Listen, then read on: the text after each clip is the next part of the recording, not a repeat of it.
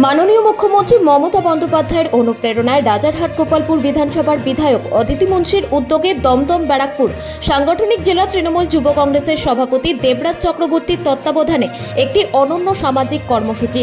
রাজ্য জুড়ে গ্রীষ্মকালীন রক্তের অভাব লাঘব করার লক্ষ্যে রাজারহাট গোপালপুর বিধানসভা জুড়ে এক মাসব্যাপী রক্তদান অভিযান। বিধাননগর পৌর নিগম 22 নম্বর ওয়ার্ডের পৌরপিতা অতীন্দ্র প্রসাদ চানার ব্যবস্থাপনায় রক্তদান শিবির ও পানীয় জলের পাম্প হাউস নির্মাণের ভূমি পুজো।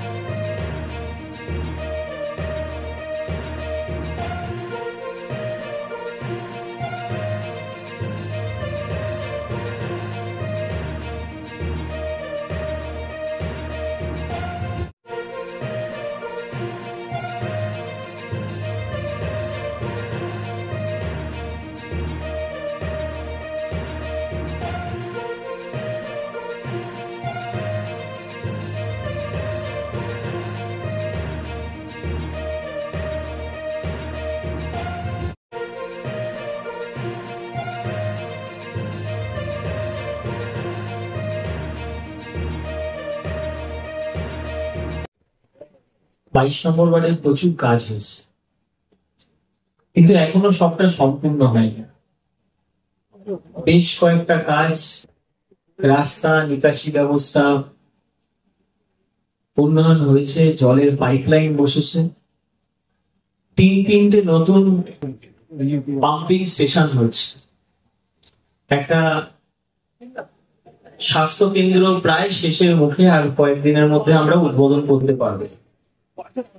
এবং তার সাথে সাথে আমি মনে করি এই সব কাজ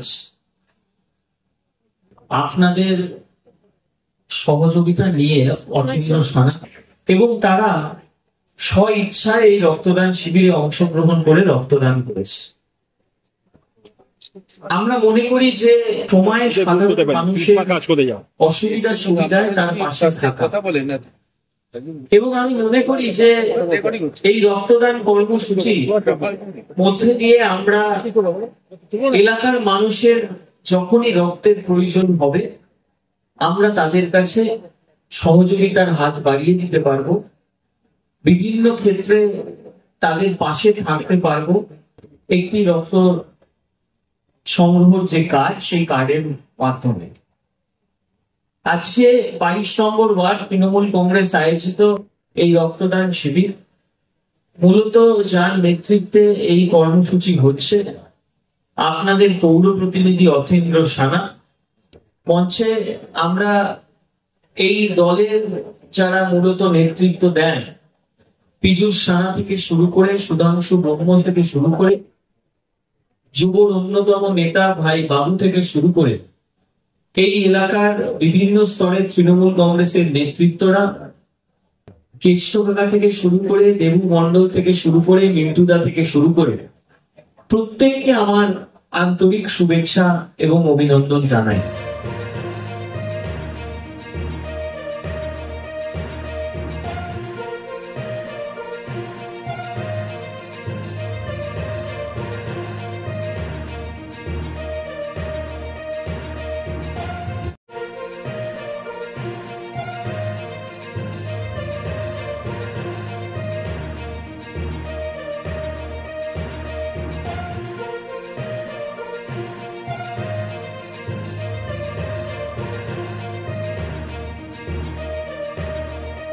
কর্মসূচি তো আজকের না, এটা 2021 সালে যখন আমাদের প্রিয় বিধায়ক অদিতি মুন্সি দিয়েছেন ভোটে, তখনই সাধারণ মানুষকে কথা দেয় যে সামনের 5 বছরের ভোটের আগে আমি আর আসবো, আপনাদের এখানে কোনো রাস্তাঘাট, ড্রেন, জল নিকাশের কোনো সমস্যা রাখবো না।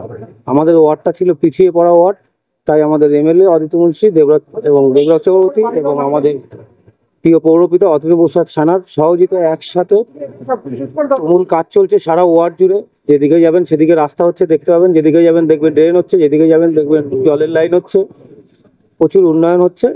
আর এখন যে কথা আমাদের বিধায়ক দিয়েছিল যে 2026 ভোটের আগে আমি এই রাস্তা, এখানে কোনো রাস্তাঘাট, ড্রেন, নিকাশি কোনো কিছু যাতে প্রবলেম না থাকে সেটা দেখে নেবো, সেই কথা মতো আমাদের এমএলএ সেই কাজ করে চলেছে। আমাদের ওই যে বলেছে আমাদের প্রিয় বিধায়ক অদিতি মুন্সি এবং দেবরাজ চক্রবর্তী এবং আমাদের পৌরপিতা অতুল প্রসাদ সানার উদ্যোগে এটা পুরো রাজার গোপালপুর বিধানসভা জুড়ে গ্রীষ্মকালীন যে 1 মাসব্যাপী রক্তদান শিবির চলছে, তার আজকে 13তম দিন, 13 তারিখ আমাদের 22 নম্বর ওয়ার্ডে হলো। আমাদের সকল তৃণমূল কংগ্রেস কর্মী এবং সকল এলাকাবাসীর সহযোগিতায় সুন্দরভাবে আজকে আমরা প্রায় 100 ডোনার রক্তদান করলো। এটা তার জন্য আমরা 22 নম্বর ওয়ার্ডের তৃণমূল কংগ্রেসের পক্ষ থেকে সমস্ত 22 নম্বর ওয়ার্ডের বাসীকে জানাই প্রীতি, শুভেচ্ছা, ভালোবাসি।